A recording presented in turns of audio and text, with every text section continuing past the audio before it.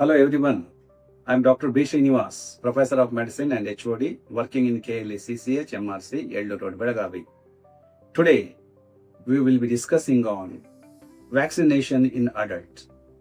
ಈ 2026ನೇ ಇಸ್ವಿನಲ್ಲಿ ಕೆಲವೊಂದು ಗೈಡ್ಲೈನ್ಸ್ ಬಂದಿದೆ.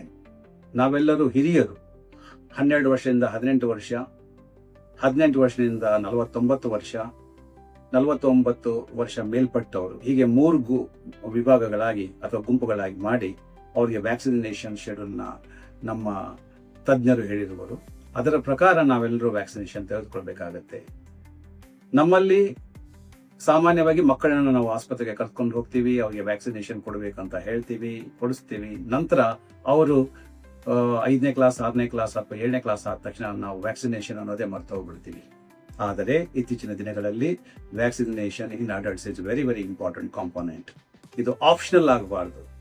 ತಗೊಂಡ್ರೂ ಆಯ್ತು, ತೆಗೆದುಕೊಳ್ಳದೇ ಇದ್ರೆ ಆಯ್ತು, ಆ ಥರ ಆಗದೆ ಮ್ಯಾಂಡೇಟರಿ ಆಗಿ ಪ್ರತಿಯೊಬ್ಬರು ಈ ಹೆಲ್ತ್ ಕೇರ್ ವರ್ಕರ್ಸ್ ಅಂತ ಏನು ಹೇಳ್ತೀವಿ ಅವರು, ಆಮೇಲೆ ಕೆಲವೊಬ್ಬರು ಈ ನಮ್ಮ ಪೇಷಂಟ್ಸು ಡಯಾಬಿಟಿಸ್ ಇದ್ದವರು, ಕಿಡ್ನಿ ಡಿಸೀಸ್ ಇದ್ದವರು, ಲಿವರ್ ಡಿಸೀಸ್ ಇದ್ದವರು, ಹಾರ್ಟ್ ಡಿಸೀಸ್ ಇದ್ದವರು, ಆಮೇಲೆ ಕೆಲವೊಬ್ಬರು ಡಯಾಲಿಸಿಸ್ ಮಾಡ್ಕೊಳ್ತಾ ಇರ್ತಾರೆ. ಈ ಎಲ್ಲ ಒಂದು ಪೇಷಂಟ್ಸ್ಗಳು ವ್ಯಾಕ್ಸಿನೇಷನ್ ತಗೊಳ್ಬೇಕಾಗತ್ತೆ.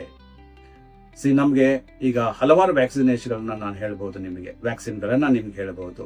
ಒಂದು ಫ್ಲೂ ವ್ಯಾಕ್ಸಿನ್ ಅಂತ ಇದೆ, ನಿಮೋಕೊಕಲ್ ವ್ಯಾಕ್ಸಿನ್ ಅಂತ ಇದೆ, TDAP ಅಂತ ವ್ಯಾಕ್ಸಿನ್ ಅಂತ ಇದೆ, ಜೋಸ್ಟರ್ ವ್ಯಾಕ್ಸಿನ್ ಅಂತ ಇದೆ, ಹೆಪಟೈಟಿಸ್ ವ್ಯಾಕ್ಸಿನ್ ಅಂತ ಇದೆ, ಕೋವಿಡ್ ವ್ಯಾಕ್ಸಿನ್ ಇದೆ.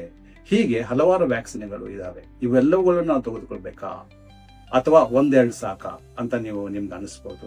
ನನ್ನ ಪ್ರಕಾರ ಈ ಡಯಾಬಿಟಿಸ್ ಇದ್ದವರು ಮಿನಿಮಮ್ ಆಗಿ ಒಂದು 5 ವ್ಯಾಕ್ಸಿನ್ಗಳನ್ನು ತೆಗೆದುಕೊಳ್ಬೇಕಾಗತ್ತೆ.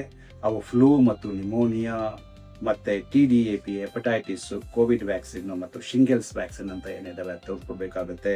ಪ್ರೆಗ್ನೆನ್ಸಿ ಇದ್ದಾಗ ಮಿನಿಮಮ್ ಆಗಿ ಇನ್ಫ್ಲುಯೆನ್ಸಾ, TDAP ವ್ಯಾಕ್ಸಿನ್ ಮತ್ತೆ ಕೋವಿಡ್ ಹೆಪಟೈಟಿಸ್ ವ್ಯಾಕ್ಸಿನ್ಗಳು ಕೂಡ ತೆಗೆದುಕೊಳ್ಬೇಕಾಗತ್ತೆ.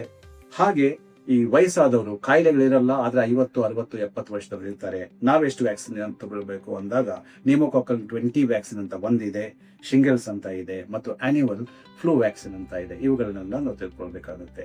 ನಾವೆಲ್ಲರೂ ಆಸ್ಪತ್ರೆಗೆ ವಿಸಿಟ್ ಕೊಡ್ತೀವಿ. ಯಾಕೆ? BP monitoring, sugar monitoring, HbA1c monitoring, lipid level, thyroid level.